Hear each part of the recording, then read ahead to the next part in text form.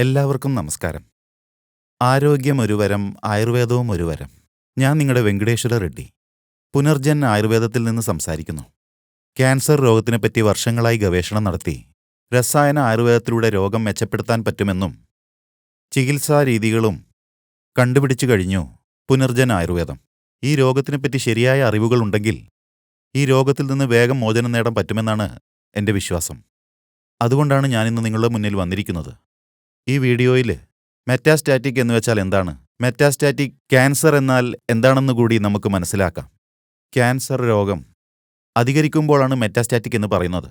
Cancer മുഴകൾ പടരുന്നതും cancer സെല്ലുകൾ പടരുന്നതും അടിസ്ഥാനമായി വെച്ചുകൊണ്ട് ക്യാൻസർ സെല്ലിനെ 4 തരമായി തിരിച്ചിരിക്കുന്നു. 4ാമത്തെ സ്റ്റേജ് ക്യാൻസറിനെയാണ് മെറ്റാസ്റ്റാറ്റിക് ക്യാൻസർ എന്ന് പറയുന്നത്. ക്യാൻസർ സെല്ലുകൾ എത്ര ആരോഗ്യമുള്ള വ്യക്തികളെയും ബലഹീനമാക്കിക്കളയും. ആത്മവിശ്വാസമുള്ള മനുഷ്യനെപ്പോലും ഭയപ്പെടുന്ന അവസ്ഥയിലേക്ക് കൊണ്ടെത്തിക്കും. ഇത് വളരെ ഭീകരമായ രോഗമാണെന്ന് അവിടെയും ഇവിടെയും കേട്ടുവരുന്ന കെട്ടുകഥകളെല്ലാം വിശ്വസിച്ച് ഈ പേടി വരാനുള്ള സാധ്യതയുണ്ട്. അലോപ്പതി ചികിത്സയിൽ വിശ്വാസമുണ്ടെങ്കിൽ അലോപ്പതി ചികിത്സിക്കുക, ആയുർവേദത്തിലാണെങ്കിൽ ആയുർവേദം സ്വീകരിക്കുക. ഇങ്ങനെ ധൈര്യമായി ചികിത്സ ചെയ്ത് ക്യാൻസറിൽ നിന്ന് എളുപ്പത്തിൽ പുറത്തുവരണം. എന്നാൽ ഇവിടെ ഉണ്ടാകുന്ന പ്രശ്നങ്ങളിലൊന്നാണ്, അധികം ആളുകളും ക്യാൻസർ രോഗം 3 അല്ലെങ്കിൽ 4ാമത്തെ സ്റ്റേജിലാണ് കണ്ടുപിടിക്കുന്നത്.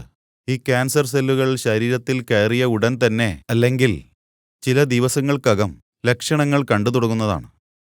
ഈ ലക്ഷണങ്ങളുടെ അടിസ്ഥാനത്തിൽ ക്യാൻസർ ആദ്യം തന്നെ കണ്ടുപിടിച്ചാൽ 100-ൽ 100% ക്യാൻസർ രോഗം ഇല്ലാണ്ടാക്കാൻ സാധിക്കും. എന്നാൽ കുറേ അധികം പേര് ഇത് അലക്ഷ്യമായാണ് കാണുന്നത്.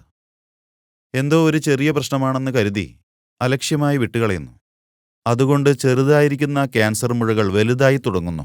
ക്യാൻസർ മൂർച്ഛിച്ചതിന് ശേഷം അതേ ലക്ഷണങ്ങൾ തന്നെ വീണ്ടും വീണ്ടും നമ്മൾക്ക് കണ്ടുകൊണ്ടിരുന്നാൽ പോലും അപ്പോൾ പോലും നമ്മൾ ഡോക്ടറെ പോയി കാണാറേയില്ല.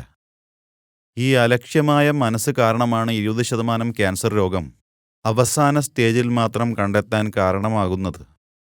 ഒരു തവണയുണ്ടാകുന്ന ഈ ക്യാൻസർ മുഴകൾ 2 സെന്റിമീറ്റർ അല്ലെങ്കിൽ അതിനേക്കാൾ ചെറുതായാണ് കാണുന്നതെങ്കിൽ അത് ഫസ്റ്റ് സ്റ്റേജ് ക്യാൻസർ എന്ന് പറയും. മുഴകൾ കുറച്ച് വലുതായിരുന്നാൽ, അതായത് 2 മുതൽ 5 സെന്റിമീറ്റർ വരെ ഉണ്ടായാൽ, കൂടാതെ കൂടുതൽ ബുദ്ധിമുട്ടുകൾ കൂടി ഉണ്ടായാൽ അത് 2ാം ഘട്ട ക്യാൻസർ ആണെന്ന് പറയാം. ഇത് ശ്വാസകോശത്തിൽ നിന്ന് ശ്വാസനാളത്തിലേക്ക് രക്തക്കുഴലിലൂടെ പോയി കഴിഞ്ഞാൽ അത് 3ാമത്തെ സ്റ്റേജ് ക്യാൻസർ എന്ന് പറയും. അതേപോലെ ഈ ക്യാൻസർ സെല്ലുകൾ രക്തനാളം വഴിയും ശ്വാസകോശം വഴിയും ബാക്കിയുള്ള ശരീരഭാഗങ്ങളിലേക്ക് പടർന്നാൽ ആ അവസ്ഥയാണ് 4ാമത്തെ സ്റ്റേജ്, അതായത് മെറ്റാസ്റ്റാറ്റിക് ക്യാൻസർ എന്ന് പറയുന്നത്. മറ്റു കോശങ്ങളിൽ ഉണ്ടാകുന്ന ക്യാൻസറിനെയാണ് 2ാം ഘട്ട ക്യാൻസർ എന്ന് പറയുന്നത്.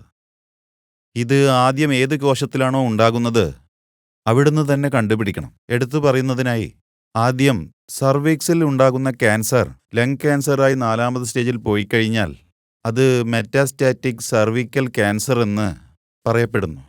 അതുകൊണ്ടാണ് ലങ് ക്യാൻസർ എപ്പോഴും ശ്രദ്ധിക്കണമെന്ന് പറയുന്നത്.